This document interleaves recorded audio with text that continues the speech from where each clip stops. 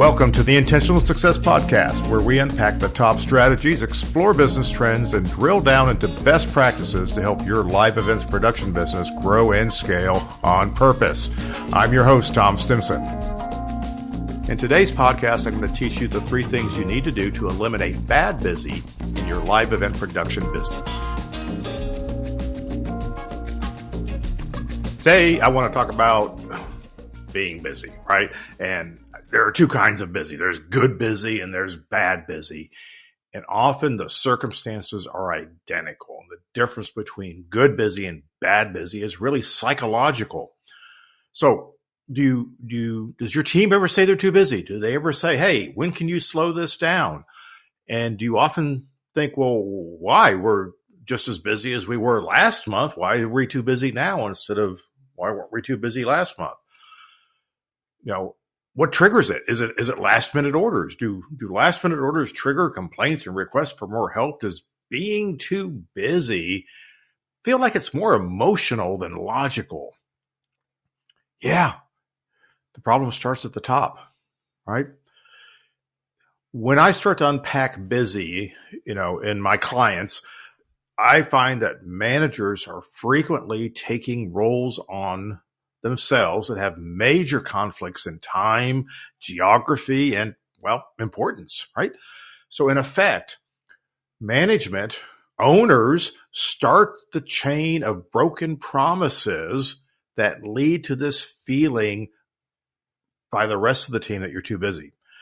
And very often, this also makes the manager or the owner feel too busy because if the team's too busy, that stress is bubbling up. Now it's affecting your world and making you too busy. So we need to examine what it is that management should be doing instead of what they actually spend time on. And the same philosophy will work its way all the way down through your organization. Everybody needs to be working at their highest level of contribution, doing the things in the process that makes the most sense. So I'm guessing many of your team wear a lot of hats. Hey, Tom, we're a small company. We have to wear a lot of hats. That's okay, right? That's normal. Which hats?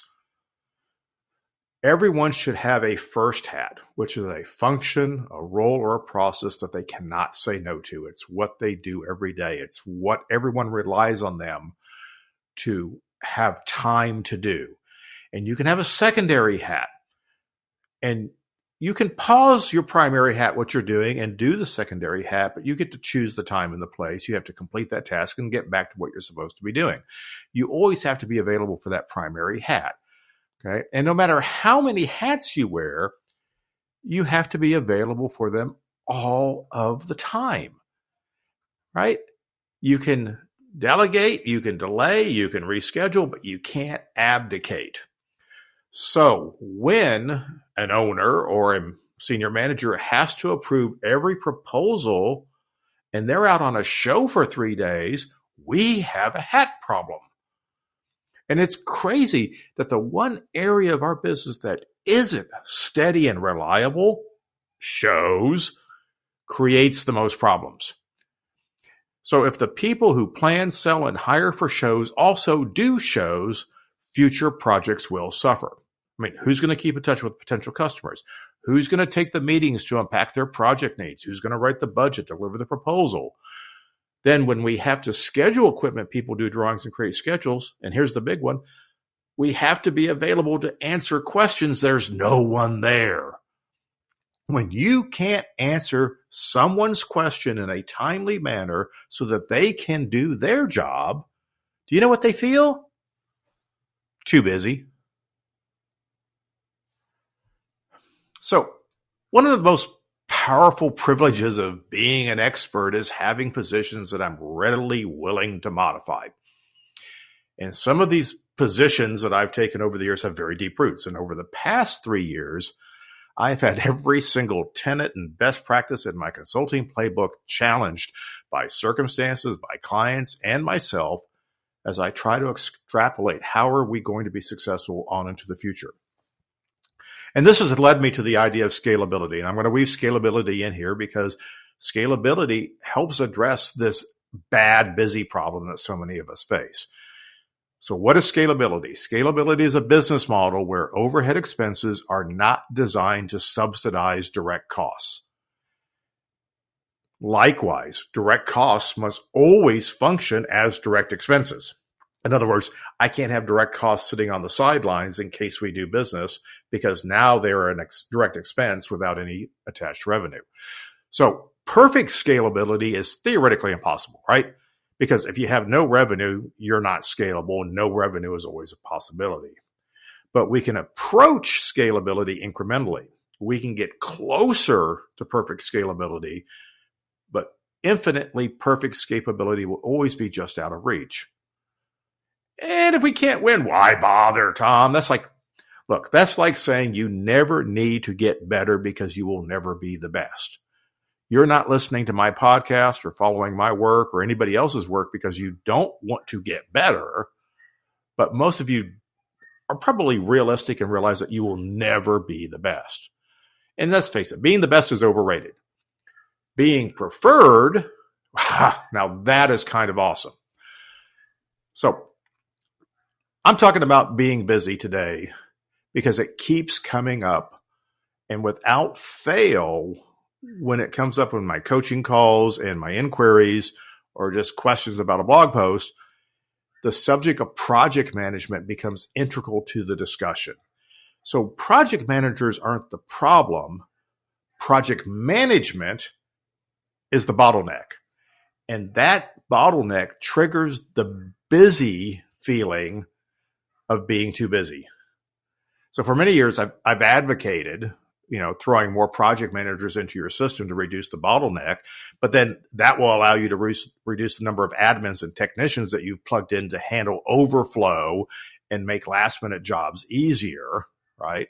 But more project managers is a better way of doing that. But these days, I am showing my clients how to redefine the role of a project manager such that you could assign an outsider to the role on a project by project basis.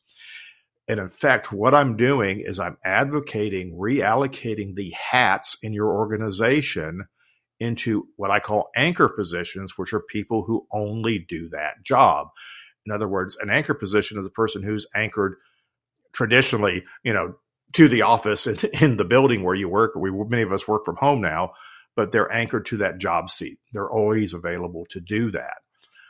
But that doesn't mean that we have to make their job so narrow that they do one thing. They can do a lot of things that can be done from that seat. So when I bring this up, particularly for people who are still struggling with how to adapt in their post-pandemic environment, and they want to hire back all the people that worked for them, they want to grow by bringing in more people, blah, blah, blah, blah. A lot of them kind of pause, maybe gasp a little. Some occasionally reach for a trash can because what I'm proposing is radical. Okay, I get that. It takes some time to get used to it. But I invite you to go back and read one of the blog posts I wrote several years ago about why your team is always too busy, right? I updated it during the pandemic to urge you not to rehire your old team once a live event demand returned. Instead, I advocated that you alter your processes and rely more on outsourcing. This, in fact, is the first step towards scalability. Okay, retool your processes, rely more on outsourcing. Right now, in 2022, about this time last year, demand suddenly became unprecedented. I mean, the dam burst, right? And there was no one to hire back. Even if you wanted to hire back your old employees, they weren't available. Okay. The unemployment has dropped in the U.S. to it's almost non-existent, right? You just can't hire folks for love or money. Even the freelance labor pool was extremely thin. The supply chain was constrained. Okay. And there was only two options you were faced with, right? You could either turn down work. In other words, make sure that the work that you're turning down is work that should be turned down, or become the most effective creative procurement system possible. And in fact, you needed to do both. And my clients and many of you did this. You worked on both angles here. You turned down unworthy work and you redoubled your effort to build up your your talent pool, increase the size of your bench, be creative about technology and solutions to serve your clients. Okay. This, turning down work, is the second step towards scalability. All right. So it's been a wild ride, right? This, the idea of becoming busy is going to continue to come up, but I want you to look at your organization and see what's really going on. I've got lots of examples about this that I've seen over the years. One of my favorite ones I talk about in the blog post is the logistics supervisor who basically he was the truck dispatcher for a rather large company, had a lot of trucks out in the field, a lot of daily needs on that. And he had one more truck than he had drivers. And so he was always quick to jump in a truck and go out and make a delivery because he had no drivers left. And that was his solution. And in fact, what he was doing was abdicating his job and wasn't able to do the things like planning tomorrow's driver schedule. When I sat down with him and finally showed him how if he's paid more attention to how he scheduled drivers, hold this driver back for an hour so he can get one more load onto the truck to make one more return, how we could prioritize, sub-rental returns instead of equipment check-in and things like that, he would have a very effective job. He would never need to drive a truck, okay? And we would get more done, and we actually managed to do it with fewer drivers. But that's another story. My point is, he abdicated. He had too many hats. One, which was the owner thought it was great. He jumped into it in the trucks. It was like, that's the kind of people we need, people out there solving problems, when in fact he was creating a problem. And we see this all the time. We see this when salespeople make themselves the show caller, or put them on that position, or make themselves the project manager because the client doesn't have money for a project manager, but the job needs a project manager, so the salesman does it for free. It's value added. We see this when your production managers are responsible for helping salespeople put together quotes and budgets, but they're also out doing shows. There's a hat conflict problem. If the IT, this is a nightmare. So many companies, and particularly in small companies, this is not abnormal. You have that one person on your team who's kind of the IT expert, but they're also the head of your video department, and they're out doing shows 200 days a year, which means you can't fix the spam problem or update your servers or do any of the basic needs because this person is wearing a hat that is not appropriate. Oh, I'll do it during the slow time. Okay, that's another sign of you have a busy problem. So if you still think in terms of busy and slow periods in your business, that means one, you don't have enough business, and two, you have too many people. So lots of things to pay attention to here in terms of getting your ideas of busy sorted out. How do we tamp down? It's okay. We can all go off the rails every once in a while and complain about being too busy because it does happen. But we want it to be the exception, and we want it to be good information. Tell me what's going on that's making you too busy. And sometimes it's just simple. Sometimes it's just one person on the team who, took some time off, well-deserved, but they didn't delegate their responsibilities. They didn't inform the team how to get their work done. Hey, I'm going to be out for a few days. Ask Tom these questions, right? That's a simple hat problem, right? That's a very solvable problem in your processes. But more often than not, what we're finding is that we've got people, we don't have enough anchor positions. We have too many people who want to do shows, who don't want to do their anchor job. And we have this false economy of thinking, hey, we're saving money by having this person who should be an anchor position, out doing a job so that they can help pay their salary, which means you have too many people and you should have been outsourcing that role. So think about the sources of too busy. In a scalable business, you can do 3 times as much business with half or less of the employees that you had before the pandemic. So to become more scalable and help address this feeling of too busy, okay, feel less busy while you're generating record revenues, take 3 steps. Okay, first step, make all of your selling, planning, and procurement roles in your business true anchor positions. redistribute all the hats that fall under those categories among that team of people, and take away any show responsibilities, on-site responsibilities. The exception is, hey, if you're really slow that week, let them go out and do a show and keep their chops up. But the fact is, you need these people in anchor positions because you're always planning and purchasing and selling future shows. 2, start turning down empty revenue from non-ideal buyers.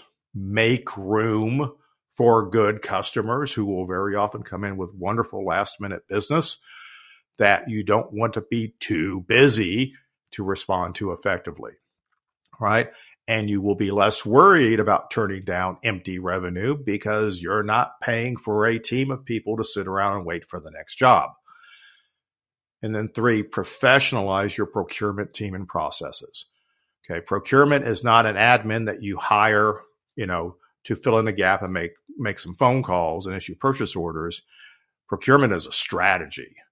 Okay, and make sure that you are building a bench, you're building a deep team of suppliers, that you're looking at your forecast, that your procurement team has a deep understanding of what's going on and can make decisions, and rather in advance of need, rather than being downstream and saying, hey, that show finally confirmed we're going to need to rent this. They should have known about that long ago, just like your planning team did, just like your sales team did. So make those 3 things work together, and you'll watch that busyness kind of melt away. So, hey, thanks for listening today. If you've got more questions about how to not be so busy, give me a call. I mean, that's what I'm here for. I'm happy to talk with you about your situation, help you understand how scalability applies to your business, and how I can help you get to that next step faster. Thanks for listening. If you want to find out more about today's episode, go to trstimson.com/podcast, where you'll find the show notes, related links, and tons of other valuable resources.